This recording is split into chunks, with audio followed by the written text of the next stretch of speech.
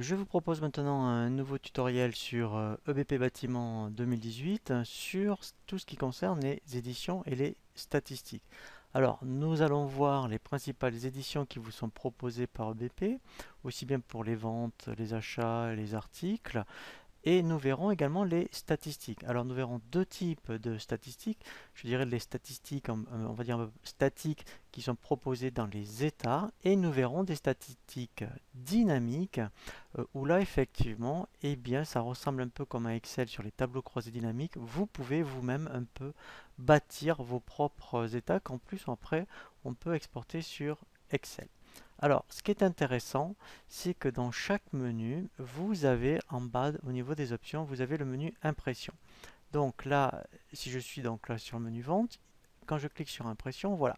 Donc ça, ici, c'était les impressions par rapport au document de vente, mais après, vous allez avoir, voilà, donc déjà ici, j'ai des statistiques, alors vous voyez comme relevé de facture ou journal des ventes par exemple, et dans le journal de vente, voilà, ici j'ai toute une série d'états que je peux choisir en fonction de ce que vous souhaitez obtenir.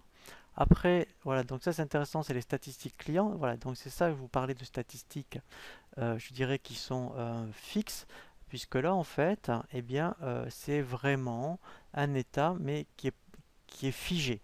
Voilà, donc là, il suffit de faire un petit peu une sélection par rapport aux statistiques clients qui vous intéressent. Voilà, donc par exemple là c'était les chiffres d'affaires par famille. Donc là, comme j'ai qu'une famille, j'ai que ce document-là. Voilà, vous voyez, après ce qui peut être intéressant, c'est l'évolution du chiffre d'affaires par an. Voilà. Donc là, comme j'ai qu'un mois d'activité, voilà, mais sinon après, en plus on aura un comparatif par rapport à l'année dernière. Voilà, donc là vous avez toute une série de statistiques hein, par rapport, euh, là je dirais, au chiffre d'affaires, par rapport à tout ce qui concerne les ventes. Donc après, ce qui est intéressant, c'est que effectivement, on a la même chose donc pour les achats. Voilà, donc là, si je regarde dans le menu édition, voilà, même principe, à un moment donné, vous allez avoir des statistiques fournisseurs. Voilà. Donc là, alors ce qui est intéressant ici, c'est que vous avez un spécimen, ça vous donne une idée de l'état que vous allez avoir. Donc après, donc pareil pour les articles. Donc là, je vais dans impression. Voilà. Ici, donc là, voilà. Donc là, c'est le même principe. Hein. Vous voyez, chiffre d'affaires par article, par exemple. Voilà. Là, je suis aperçu.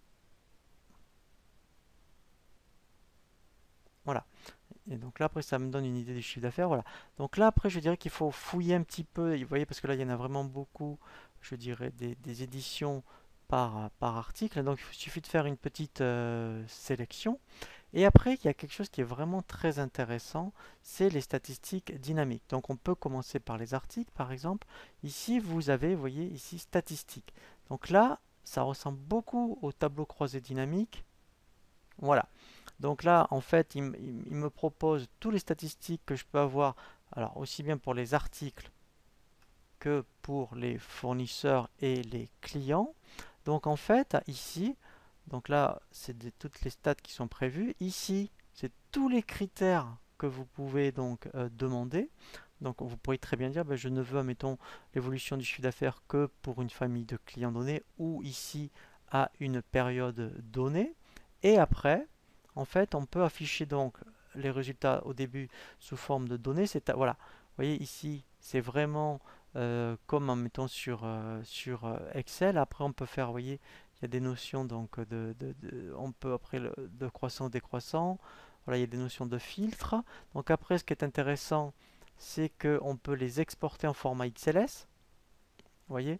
Donc après sur Excel, vous retrouvez exactement la même mise en page.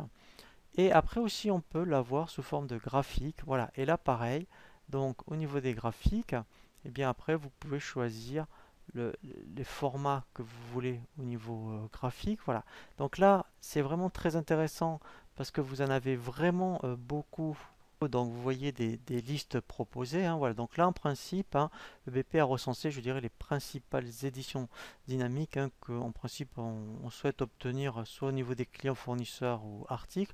Voilà, donc ça c'est vraiment très très intéressant, hein, que là ça change des éditions papier. Voilà, et ensuite, après, dernière chose, vous avez le tableau de bord, donc en fait qui est pas gadget. Ça donne vraiment une photographie, voilà, du dossier. Donc là, eh bien, vous avez, vous voyez, les derniers documents de vente, hein, donc aussi bien au niveau de devis, commande des factures, donc même vous avez des alertes. Au niveau des échéances, les statistiques de vente, là aussi on a déjà pas mal d'informations. Les meilleurs clients, meilleurs articles. Et là, vous verrez, vous aurez un comparatif d'une année à l'autre, et en plus c'est glissant. Donc en plus, il prendra les 3 derniers mois à chaque fois. Donc ça vaut le coup, eh bien, une fois qu'on a fini un mois, de jeter un petit coup d'œil, hein, sur le tableau de bord.